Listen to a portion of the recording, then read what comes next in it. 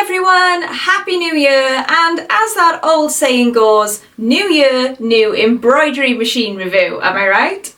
A little bit before Christmas, Midwest Machinery dropped off this product to my house. This is the Happy Japan HCU2. In this video, I'm going to be demonstrating this product as well as going over the developments Happy Japan have made to the HCU2 embroidery machine in comparison to the original HCU, which I have been using for around about 2 years now. Could be longer, it feels like longer.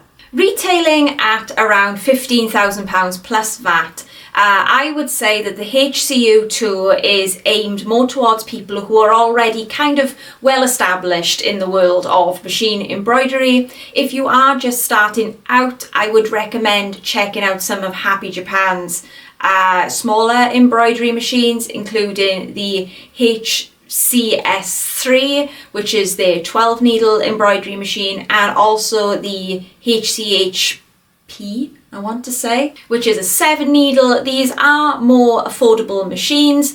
They're also more home friendly machines, as weighing in at 100 kilograms, the HCU2 is a bit of a hefty gal, but it does come with a sturdy table to hold its weight. So although visually these two embroidery machines might look rather similar, there are several differences between the two which I will be pointing out throughout the video. The HCU has been around for a while now, but it is still Happy Japan's newest embroidery machine series to the market. A lot of the ideas that Happy Japan introduced on the HCU have now been refined for the HCU2, and it does feature some interesting things which I haven't encountered before, such as a fully automated top thread tensioning system. So what you'd probably notice first between the two embroidery machines is the height difference. This isn't a machine feature, this is a table feature.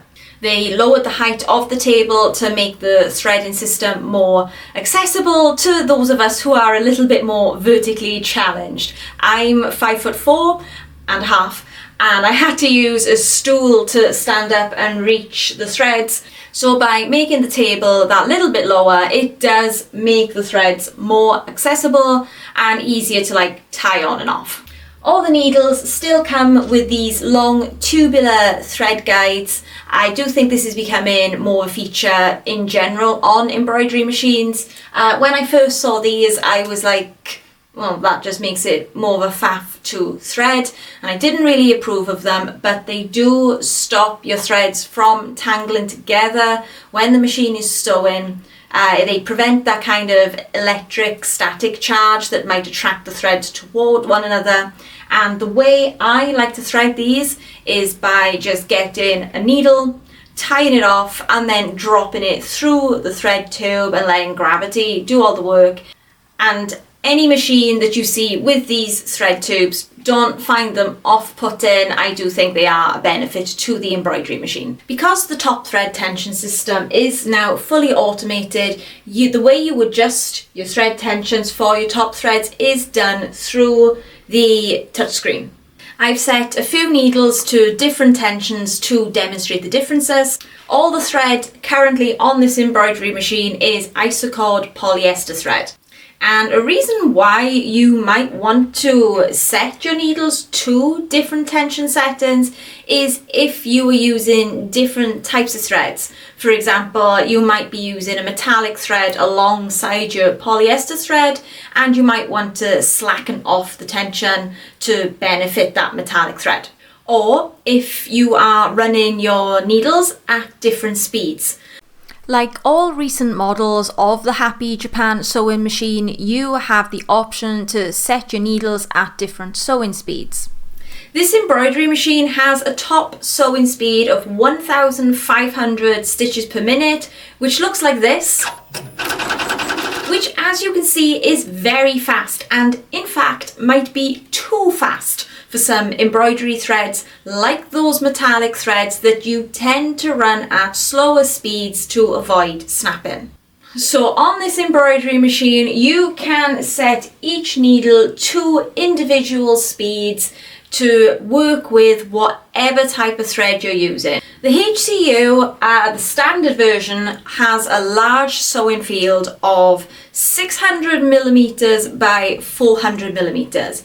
The cap frame has a sewing field of, I believe it's 80 millimeters tall by 360 millimeters wide, so you can basically embroider right the way around a cap. You can do proper ear-to-ear embroidery in one go.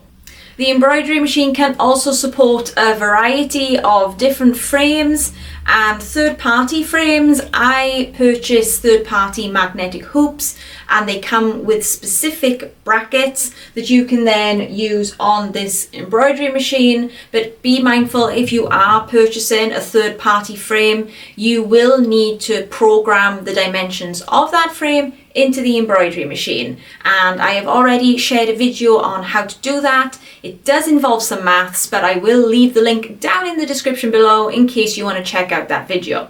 And that brings me to one of my favorite parts about this embroidery machine.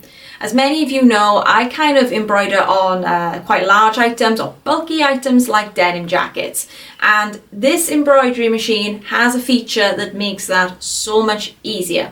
The HCU2 has something called a hanging crossbar. That's a little bit too technical for me, but that's what it's called. Basically, it allows for extra space beneath the embroidery machine to give you the room to embroider on bulkier items, as well as it creates a gap between the carriage and the sewing arm, which means that my jacket material can spread out throughout the embroidery machine, and there's no danger of it getting all bunched up and tangled and caught and potentially ruining projects by popping out of the embroidery hoop. The second thing I really like about this embroidery machine is its toolless setup system. Happy Japan has introduced these black thumb screws, which are really easy to remove. You don't need to use any screwdrivers or anything like that to swap between frames. Whether you want to use a very large frame, a very small frame, or your cap frame, you don't need to use any screwdrivers. You don't need to change the needle plate. And if you want to adjust the height of the presser feet to accommodate hats, for example, when you add your cap frame, that is also done digitally through the screen. Just like how you set your individual needle speeds, you can do the same for your presser feet. And I find this very handy because in previous models, such as the HCS2, which was my first Happy Japan embroidery machine, the hassle of swapping from the tubular frame to the cap frame honestly made me not want to embroider on hats at all. I mean, I don't like embroidering on hats as it is, truth be told, but the faff of switching between the frames, it was too much. So this is an excellent upgrade, and well done, Happy. But now that I've spoken about the things that I really like, I think it's only fair that I address the things that I don't like about the embroidery machine. My first complaint I've mentioned before when I reviewed this embroidery machine. If I direct you to my other Happy Japan machines, these are my HCS2s, also known as the Voyager model. As you can see, they have these thread guides here. On the HCU and the HCU2, you can see there are no thread guides. And this does make this part of threading the machine quite tricky. If your embroidery threads are carrying any sort of static electricity, they tend to cling to the machine casing. However, I should mention they did kind of improve on this between this machine to this machine. On the first HCU, there was this metal bar, and that had an effect on the threading of the embroidery machine. On the HCU2, they have removed this metal bar, and it does make it easy to thread, and it kind of reduces that likelihood of static electricity affecting threading the embroidery machine. So doing so has helped the situation somewhat, but I don't know, it's just my personal feeling. I would like to see the thread guides there. And the other thing which annoys me about this embroidery machine is the HCU comes with a laser as standard. However, if you want to get the super duper accurate crosshair laser, which looks like this, you have to sacrifice one of your 15 needles to get it. I am aware that the reason for this is due to the design of the machine, but I'm not a mechanic, I'm just a customer, and from a customer point of view, not including the crosshair laser on your flagship embroidery machine did feel like a little bit of a swizz. Surely you could figure out a way of integrating the laser without losing a needle. Anyway, it's not something that I would lose sleep over, but that's just my opinion. And like I said, the HCU does come with 15 needles and a regular laser. It's just not as accurate as that crosshair laser.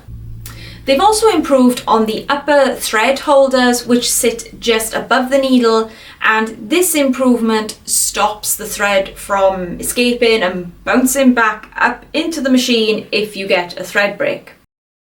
The size of the hook cover has also been shrunk down to 4.2 centimeters by 4.5 centimeters, and you can also see it now has a more curved shape, making it smoother to enter into those restrictive spaces like socks and pockets. And because the bobbin arm has become so much smaller, they have removed the, I want to say the keeper or the picker, you know, the little claw thing that used to hold in your bobbin. That's no longer there. And I tried to look up the technical terminology for the claw thing in the manual, but obviously it's not there anymore, so I couldn't find the name of it. But by removing that picker, it also means that the bobbin is easier to change. The machine still comes with the built-in bobbin winder like all Happy Japan embroidery machines, and also like all other Happy Japan embroidery machines, the operating system is the same, which means whether you purchase the HCU2 or the smaller embroidery machines, or even one of their multi-head embroidery machines, that operating system is always going to be the same, and so there'll be no learning curve when you evolve from machine to machine. The newest version of the interface also features a USB port on the front of the touchscreen. There's still also one at the back. And as an optional upgrade, you can get the 10.4-inch touchscreen. Personally, I really like this. I feel the image is very bright and sharp. I haven't seen the smaller version of this touchscreen, so I kind of can't comment what the differences are between the two, but this is what the 10.4-inch version looks like. And as you can see, it is highly responsive and easy to use. I've included some footage now of projects I've already stitched out on this embroidery machine. I'm still in the early days of using it. If I do discover anything else about this machine, I'll definitely comment on it in future videos. So if you would like to hear my opinions in the long run on this embroidery machine, please consider subscribing to my channel so you can see those videos when they come out. And that concludes this brief overview of the Happy Japan HCU2 industrial embroidery machine. I will leave the link to Midwest Machinery's website down in the description below. If you do happen to reach out to Midwest to learn more about this product, I would really appreciate it if you could mention that you have watched this video as part of your research process on the product. And if you'd like to see more videos of this product in action, as well as others like it, and tutorials on how to machine embroider, please consider checking out my channel. Thank you all for watching, and hopefully I will see you guys next time. Bye bye.